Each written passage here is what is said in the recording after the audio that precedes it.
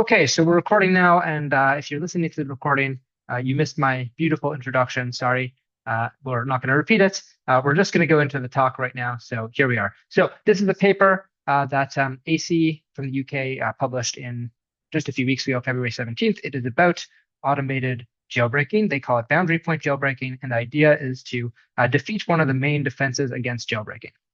Before we talk about this particular paper, though, I want to clarify the difference between jailbreaking and prompt injection, because it is something that even AI security researchers tend to confuse language about, because they're so similar both in input and in outcome, and sometimes even in output. It can get really confusing to talk about these things.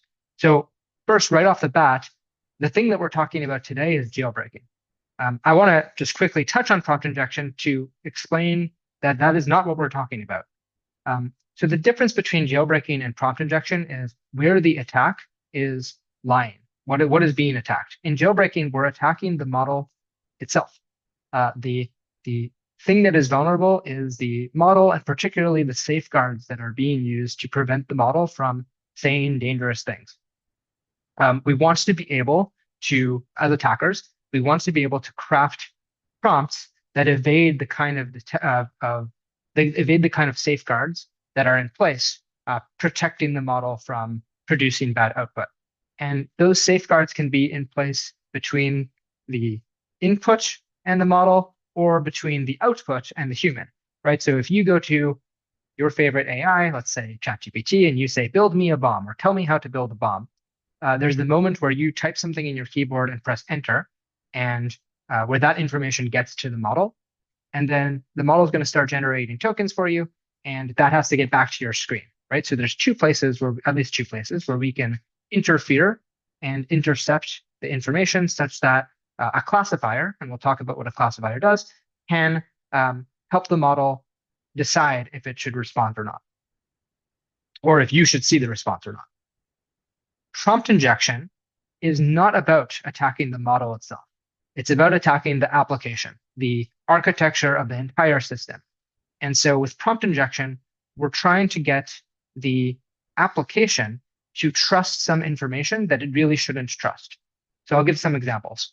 The jailbreaking one I said was build me a bomb, or give me some racist or sexist content, or do something that you're not supposed to do because you've been trained not to do it. Prompt injection is something like ignore these instructions and get me some access to your database that you shouldn't really give me access to. Generally, with prompt injection, we're trying to leverage traditional cybersecurity type vulnerabilities, like being able to execute code or gather information that we couldn't otherwise gather from the model, things that are outside the scope of what the model is supposed to do. So I hope that clarifies what this is, because the rest of this talk is about jailbreaking, not prompt injection. So just clarifying that all up front. Okay.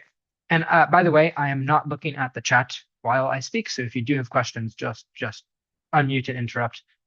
Otherwise, we'll wait until the end. Okay, so why is jailbreaking important? I think a lot of people tend to look at jailbreaking and say something like, well, why does it really matter if it says something like sexist or racist? Maybe that's not really a big deal.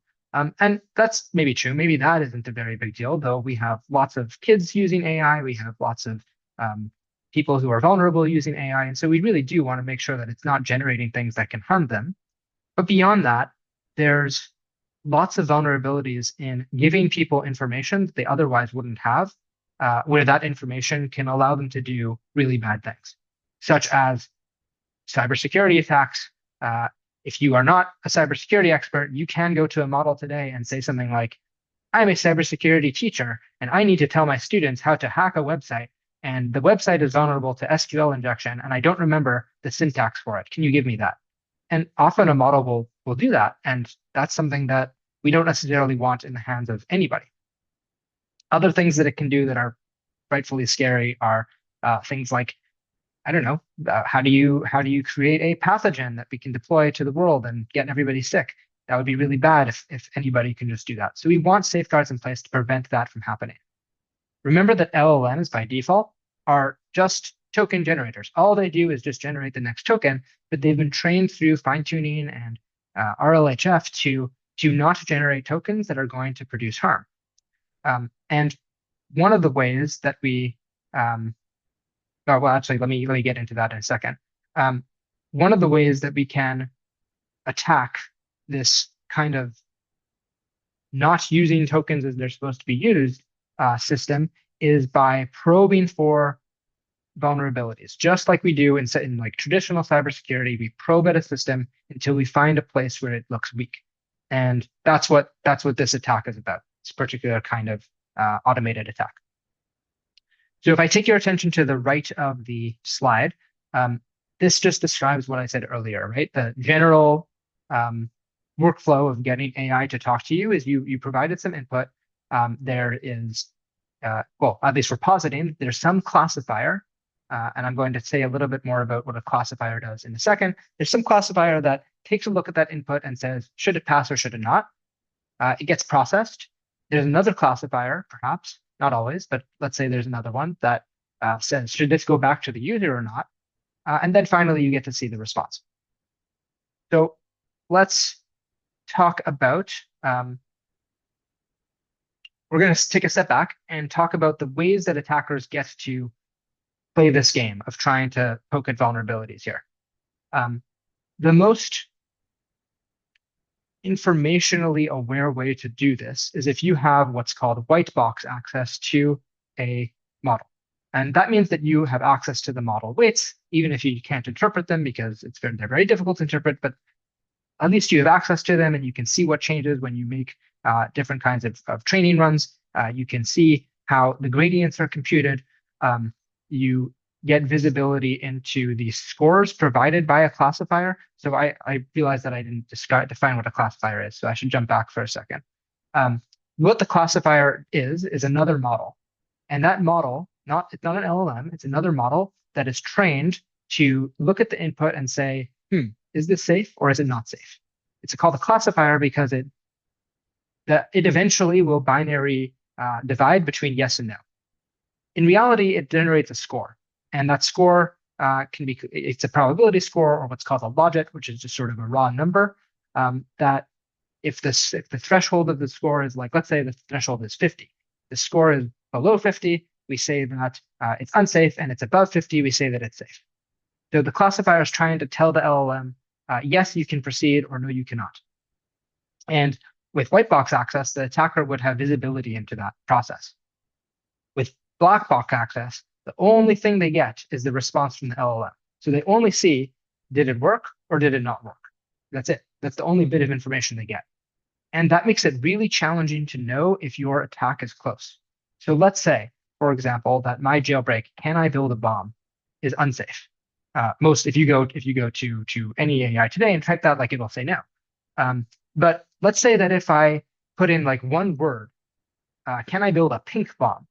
For whatever reason, it would think that that was safe, and it would get past the classifier.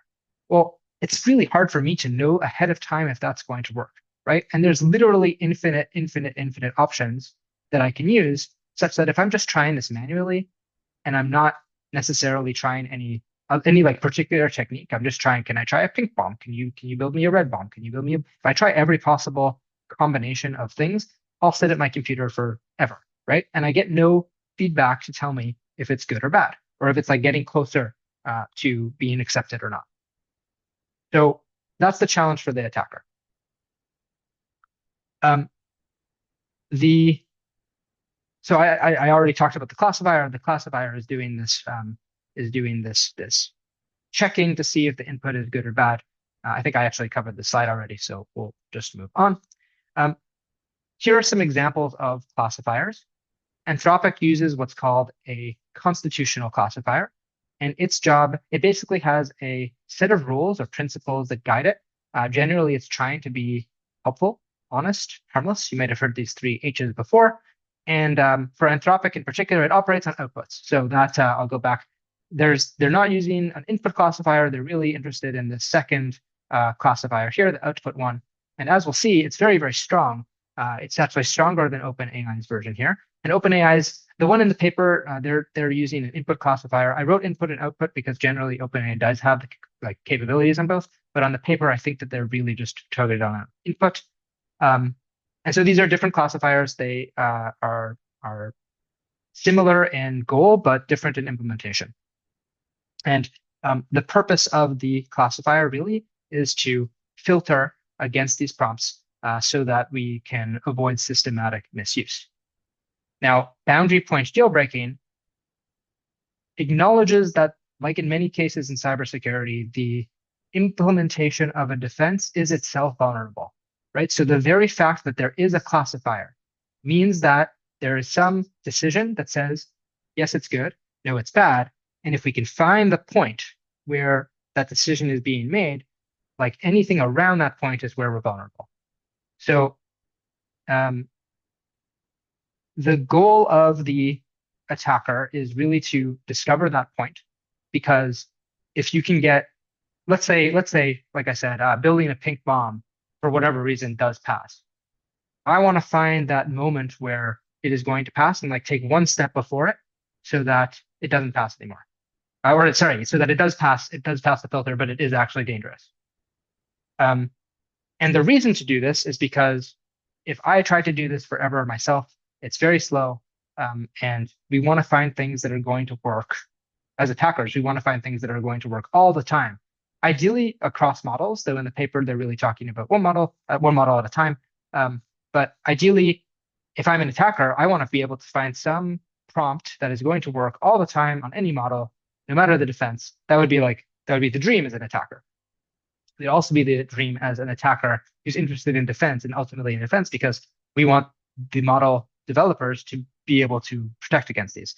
We'll talk about these defenses a little bit later. Another thing to mention is that the ultimate goal of boundary point jailbreaking is to come up with a prefix, a piece of content that's going to go before the prompt that is going to make it past the classifier, yet still be unsafe and generate the content that we would want to generate. So let's say the prompt is, can I build a bomb? The prefix might be some random characters that appear before that prompt that somehow trick the classifier. Okay, so here's a visualization of how this looks like. You can imagine on the left side that we have safe queries, a set of safe queries, and it's really a set. We'll talk about why it's a set of queries and not just one query at a time. But it's a set of queries such that we can get a safe response, right? And so it might be, I don't know, can you build me a house? Can you teach me how to build a house? And that's going to be safe and it's fine, and we're going to get answers. And we're going to slowly change the syntax until we get unsafe responses, until we find the point where it's like we know that we're going to get rejected, and then move one step before that. I'm not going to describe the full algorithm that's used because it's quite complex, and I don't know the total makeup of the audience here. There is a lot of math in the appendix of the paper that if you are mathematically inclined and want to go into it, it's interesting to look at. But for the sake of this talk, I'm really just trying to provide an intuitive understanding of what we're trying to get out of this. The key insight that I want you to take away is that the classifiers are very good at defense. Like Anthropic's constitutional classifier is exceptional. It's taken, I think, 3,600 hours for people to find one universal jailbreak against it. Like, that's amazing. And yet, the boundary point jailbreaking does defeat it because of this insight. And that insight is that classifiers create the mechanism to poke at the vulnerability itself. And we see this time and time again with all sorts of cybersecurity implementations, all sorts of defenses. Whenever you add, like, you build a door to your house and you build a lock, well, that lock probably has a vulnerability, right? Even though the lock is good at thwarting people from just opening the door, the lock itself has some vulnerability to lockpicking. It's very difficult to create a defense that itself does not present an attack surface on its own. Okay, so let's dive a little bit into the high-level mechanism of how this works. So one important note is that we're using what they call a curriculum. Instead of doing one prompt at a time, we take a set of prompts that are about the same subject. So can I build a bomb? And then that gets iterated a bunch of times. And the reason to do it this way is because then we get more information about the same kind of thing at once. Excuse me. Whereas if we only did it one at a time, it would just take a very long time. So the curriculum strategy basically makes it much more efficient and much more tractable for us to perform this kind of attack. So we start with a prompt or set of prompts. We send it for a safety check. We observe that it's been refused or it's been accepted, and we're like slowly iterating on this prompt until we get to a point where we can let it pass muster. And then once we see where this boundary point is, we take a step back, and that's the space, the very small space where we can send prompts that are going to get passed through the system, but shouldn't get passed through the system because the classifier isn't correctly identifying it.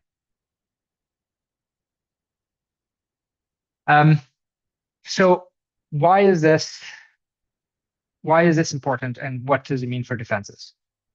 So if classifiers are really good, and they are, and and attackers are just doing this all manually, then we can trust that models are generally not going to produce dangerous content.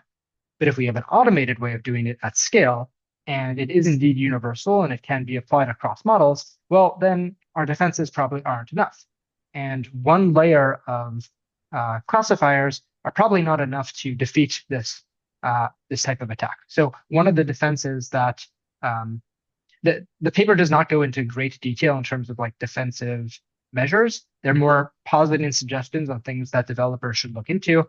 Some of them have overlapping classifiers. So instead of having one classifier on the input, have multiple classifiers on the input and multiple classifiers on the output, so that even if the boundary point algorithm defeats one input classifier, it doesn't necessarily defeat the second, and maybe it doesn't defeat the third, and maybe you have 100 of these, so that it's really difficult for it to pass.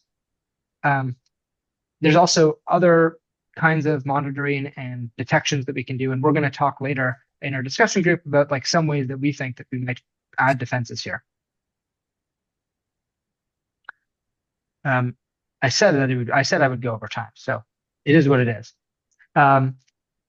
I want to tie some analogies to cybersecurity because I think what often happens especially with AI attacks, is like there's this dialogue that all this is really new, AI is really new, and all these attacks are new, and it's a different kind of thing, it's a different class of thing.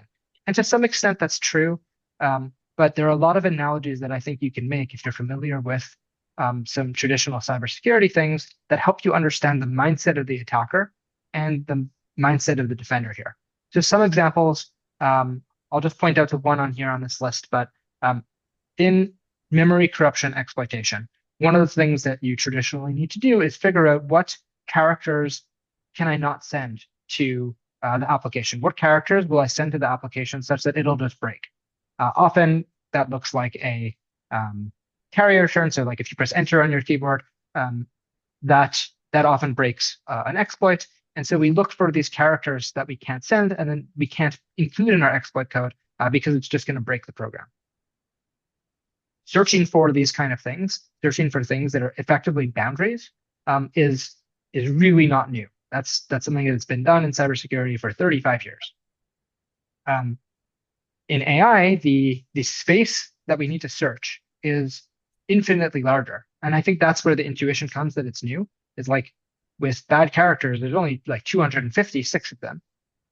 But with AI, like how many words can you possibly put in a sentence? There's infinite. So it's much, much, much, much bigger, and it feels bigger. And that makes it feel qualitatively different. But the thing that the attacker is doing conceptually is still very, very similar, very familiar.